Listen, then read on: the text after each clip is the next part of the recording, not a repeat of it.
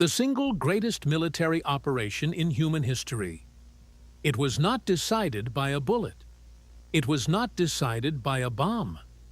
The fate of millions, the liberation of a continent, the very shape of the modern world.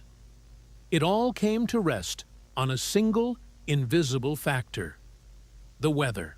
In June of 1944, the largest invasion force ever assembled waited.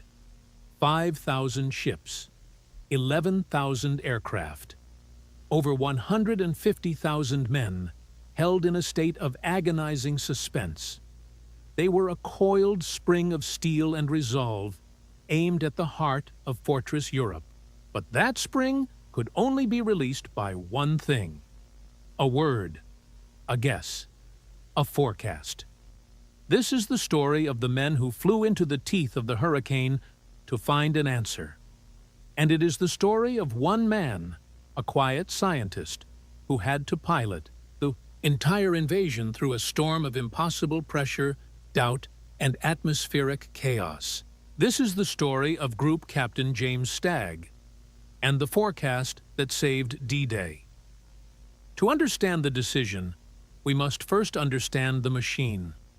Operation Overlord was not simply an invasion. It was a piece of celestial clockwork. Every gear had to mesh perfectly. The Allied High Command didn't just need a nice day for their invasion. They needed a staggering, almost impossible alignment of natural forces, a checklist dictated by God himself. They needed the night before the attack to be dark, yet illuminated. A late rising full moon was required, so the airborne divisions, the 101st, the 82nd, the British 6th, could be dropped from the sky, their pilots able to navigate by landmark, their paratroopers able to see the ground, but landing in darkness to maintain surprise. They needed the dawn of the attack to have a low tide. The beaches of Normandy were not sand. They were a fortress. They were studded with the ingenious, deadly creations of Field Marshal Rommel. Hedgehogs of crossed steel beams, Element C gates, Belgian gates, fields of teller mines staked to posts, designed to be hidden by the water. The landing craft had to approach at low tide, so the combat engineers, the demolition teams, could see these obstacles. They had to land, under fire, and blow gaps in the defenses, clearing a path for the tanks and the infantry that would follow on the rising tide. And then there was the air and the sea. They needed winds no stronger than force 4, or the landing craft would be swamped, capsized by the violent chop of the English Channel. They needed a cloud ceiling of at least 3,000 feet, so the high, heavy bombers, the Lancasters, the B-17s, could see their targets, to saturate the coastal batteries, to cut the roads and bridges. A full moon, a low tide at dawn, light winds, clear skies, all at once. The planners, looking at the almanacs, found only 3 days in June of 1944 where this perfect alignment would occur: June 5th, 6th, and 7th. If they missed this window, the tides and moon would not align again for almost a month, and the entire operation, this massive secret army, could not be kept secret for another month. It was now, or perhaps it was never. The Supreme Headquarters was a stately home, Southwick House, just north of Portsmouth. Its rooms, once filled with polite society, now buzzed with the nervous energy of the world's most powerful men. Eisenhower, the Supreme Allied Commander, a man whose easy grin masked a burden that was physically crushing him. Montgomery, all sharp edges and coiled certainty. Admiral Ramsay, the architect of the fleet. Air Marshal Tedder, chief of the air. And in the center of this storm of brass and authority was a quiet, dour Scotsman, Group Captain James Stagg. He was not a warrior. He was an academic, a physicist, a meteorologist from the British Met Office. He was a civilian in an officer's uniform And he was perhaps the most unpopular man at headquarters, because in a room full of men who demanded action, who demanded a go, Stagg was the voice of science, the prophet of caution. His job was to tell the generals no. In 1944, meteorology was more art than science. There were no satellites. There were no computer models. There was only theory and scattered, precious fragments of data. To make his forecast, Stagg relied on a fragile network. He had reports from the RAF. He had readings from the Royal Navy. And most crucial of all, he had coded messages from a handful of weather ships, lonely vessels bobbing in the vast, empty expanse of the North Atlantic, hiding from U-boats, their sole purpose to record the pressure, the wind, the temperature, and radio it back. And he had his pilots. This is where the title of this story finds its literal truth. While Stagg was the mind, these men were his senses.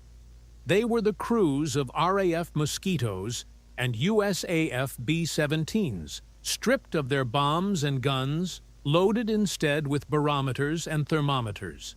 Their mission was not to fight the enemy. It was to fight the sky itself. They flew grueling 10-hour reconnaissance patterns far out over the ocean, deep into the icy, turbulent hearts of the very storms Stagg needed to understand. Imagine that flight, the roar of the engines, a constant, pounding drone. The temperature inside the fuselage dropping to freezing. Ice, not just on the wings, but crawling across the inside of the cockpit glass.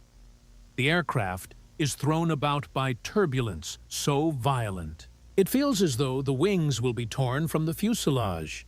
The radio is a scream of static. Below them, the Atlantic is a churning, angry mass of gray and white. These men are flying, nauseated, freezing, exhausted, hunting for a number. They are hunting for a drop in millibars, a shift in the wind, a change in the cloud top. They are the true pilots who flew into the storm, and the numbers they radioed back were the invisible ink upon which history would be written. This story, the story of D-Day, is a testament to the incredible, complex machinery of human endeavor. It is a story of courage, not just on the beaches, but in the planning rooms and in the lonely cockpits of those weather planes. If you are moved by these accounts of ingenuity and bravery, consider subscribing to this channel. We are dedicated to telling the stories that history almost forgot, the stories of the quiet courage that changed the world. By the 1st of June, the atmosphere at Southwick House was electric. The invasion was set for Monday, June 5th.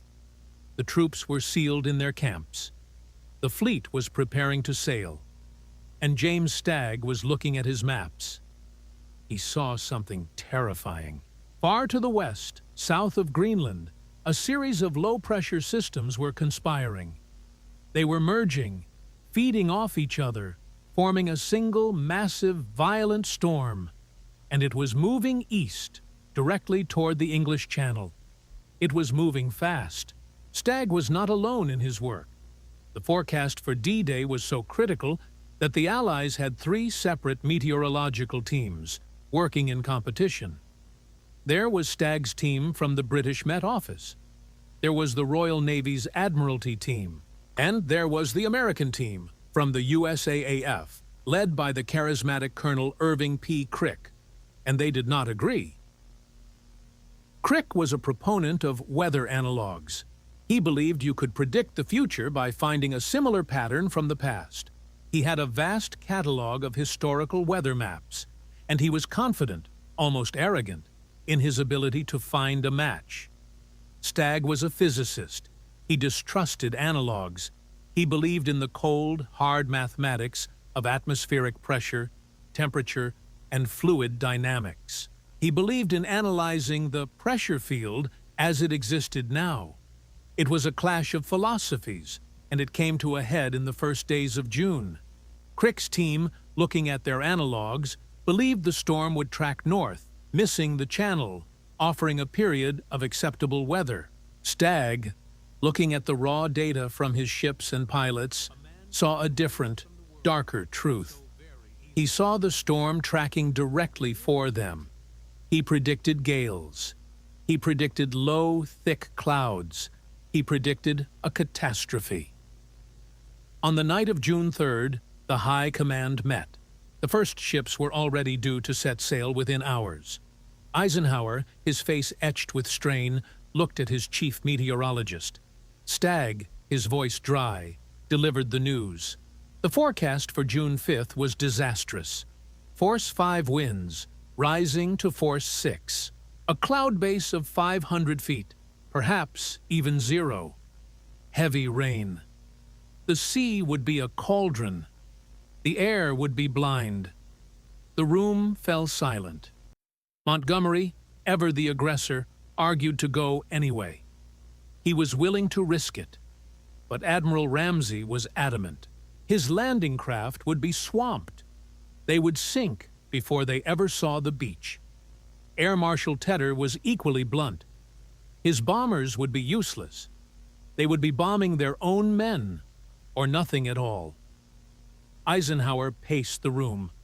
The smoke was thick. The sound of the first winds of the approaching storm could be heard tapping at the windows. He was trapped. To go was to commit suicide. To delay. To delay was to risk everything. The secret, the morale, the tides. He looked at Stagg. "Are you absolutely certain?" Stagg, feeling the weight of the world on his shoulders, a lone scientist surrounded by warriors, simply said, "Yes, sir." Eisenhower made the call. Postponed. The great machine shuddered to a halt. In the harbors, the engines that had just begun to turn were cut. The coded messages went out, and for the tens of thousands of men already on the water, packed into the swaying, claustrophobic landing ships, it was the worst news possible. They had to be recalled. They had to turn around, sail back through a rising sea, their objective unknown, their courage stretched to the breaking point. Many were already violently seasick. They returned to port, to wait, to wonder, their resolve souring.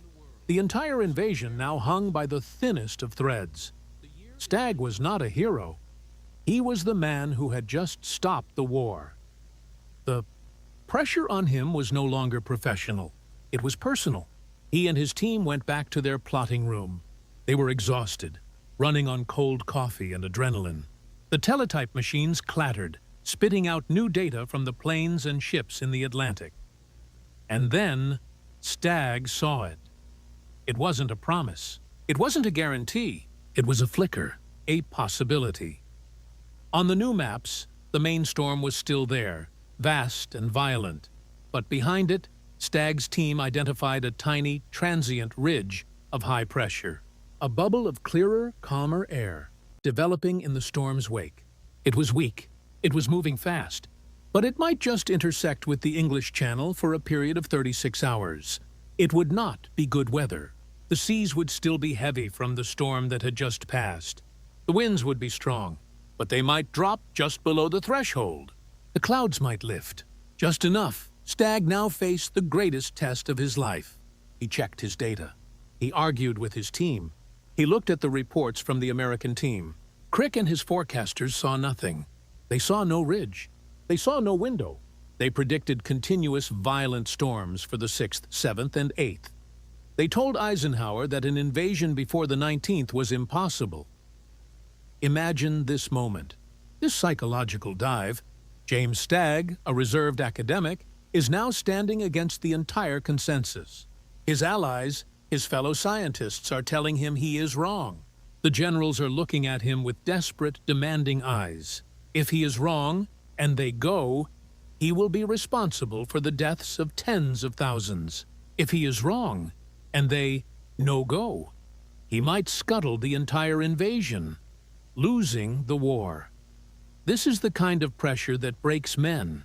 This is the loneliness of command. a loneliness that Eisenhower knew well, and that Stagg was now experiencing. The weight of the future was not on a general. It was on a meteorologist. The final meeting was called for 04.15 on the morning of June 5th. Outside Southwick House, the storm Stagg had predicted was raging. The wind howled. Rain lashed the blackout curtains. The generals arrived, their faces grim, soaked from the short walk from their cars. The atmosphere was funereal. They believed the window was closed. Eisenhower opened the meeting. He looked at Stagg. His voice was quiet. "Well, Stagg, what have you got for us this time?" The room was silent save for the drumming of the rain. Stagg, holding his charts, took a breath. He spoke, not with the fire of a general, but with the quiet conviction of a scientist who trusted his data more than his fears. He laid it out.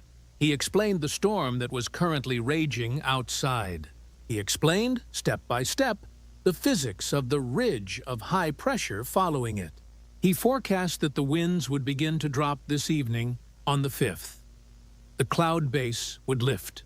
The dawn of June 6th, he said, would be marginal. The seas would be rough. The winds would be at the upper limit. But it would be possible. He finished. Silence. Eisenhower polled his commanders one by one. Tedder, the air chief, was doubtful. The cloud forecast was still too low. Montgomery, impatient, said, "Go." Eisenhower turned back to Stagg. He looked him directly in the eye. He needed more than a forecast. He needed a measure of the man. He asked him, "What about the 7th? Will it be better?" Stagg shook his head. "No, sir. I believe the weather will deteriorate again by the 7th. We may have only this one, this 36-hour window." This was the moment. The American team was still protesting, predicting disaster. Stagg was the lone voice. Eisenhower, the master of men, had to make a choice. Would he trust the American analogs or the Scottish physicist? He looked at the rain on the window. He looked at the faces of his men. He looked at James Stagg. The tension was unbearable. And then Eisenhower, with the calm that defined his leadership, said, "Okay, let's go." The order was given. The machine roared back to life.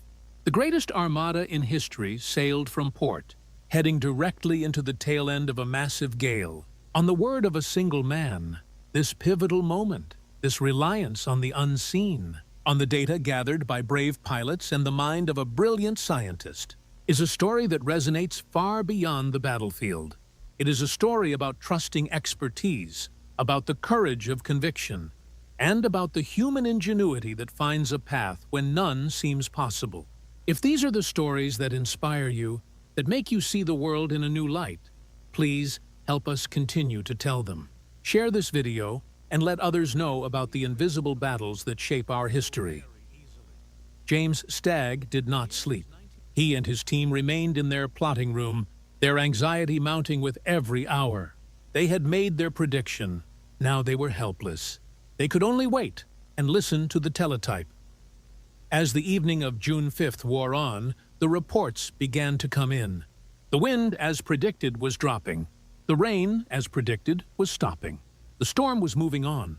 The ridge was holding. On the dawn of June the 6th, 1944, the invasion force arrived off the coast of Normandy. The weather was not good. It was terrible. The seas were churning, a 5-foot swell that sent thousands of men to the rails, miserably seasick. The landing craft were tossed like toys. The wind was still high, blowing spray into the faces of the infantry. The cloud ceiling was low, just as Stagg had said it would be, but it was possible. The landing craft were not swamped. The winds were not strong enough to stop them. The clouds were just high enough for the Allied air forces to see.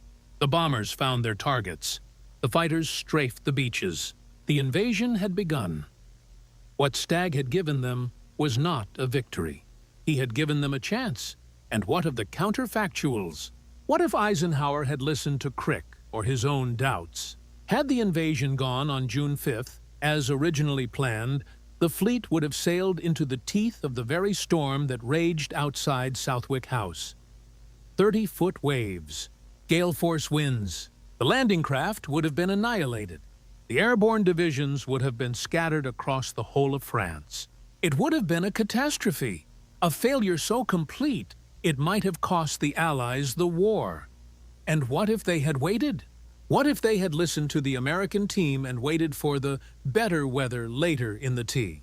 The small window of June 6th closed hard. On June 19th, the worst storm to hit the English Channel in over 40 years descended upon Normandy.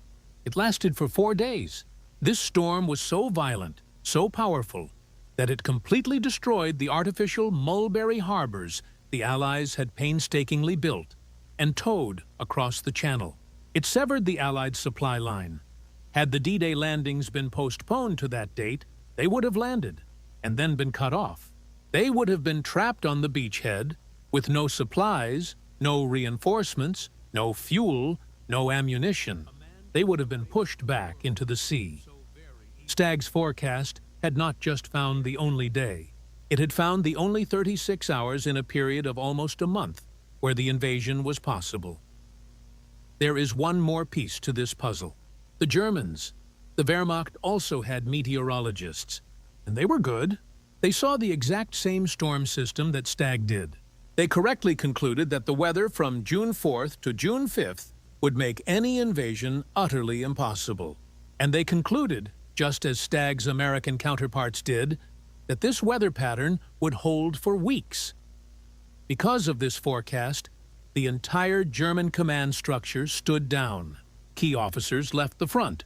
The coastal defenses were relaxed, and most fatefully, Field Marshal Erwin Rommel, the one man the Allies feared most, the brilliant commander of the Normandy defenses, looked at the stormy sky, concluded no invasion was coming, and drove back to Germany. He wanted to be home, to give his wife a new pair of shoes for her birthday. When the first paratroopers landed, when the first shells fell, the German High Command was in a state of complete disbelief. They thought it was a feint. They knew, with scientific certainty, that an invasion could not happen in this weather. They had read the storm. But James Stagg had read the silence between the storms. The legacy of D-Day is written in stone and in memory. It is the story of the men who stormed the beaches, the pilots who ruled the skies, the paratroopers who fell from the dark. But it is also the story of quiet, intellectual courage. James Stagg was not a pilot of a Spitfire. He was the pilot of the entire invasion. He flew, not with wings of steel, but with charts of data. He navigated not by sight, but by physics. He flew straight into the storm of doubt, pressure, and professional disagreement, and he found the one, single, narrow path through the chaos. His victory was not loud. It was the rustle of a teletype paper. It was the scratch of a pencil on a map. It was the quiet, calm voice that, in a room full of warriors, dared to say, "Go," based on nothing but his own conviction, his trust in the data, and his faith in the science. The history of our world is not only shaped by the clash of armies. It is shaped by the force of ideas, by the courage of the mind, and by the relentless pursuit of truth, even when that truth is hidden in the heart of a hurricane. If you believe these stories matter, if you feel the weight of that decision, the chill of that cockpit, the burden of that forecast, then you understand our mission. Please subscribe and join us as we continue to explore the quiet courage that defines the very best of us. The greatest battles are not always fought on the beach. Sometimes they are fought in the mind. Sometimes they are fought against the wind. And sometimes the man who saves the world is not the one holding the gun, but the one holding the map.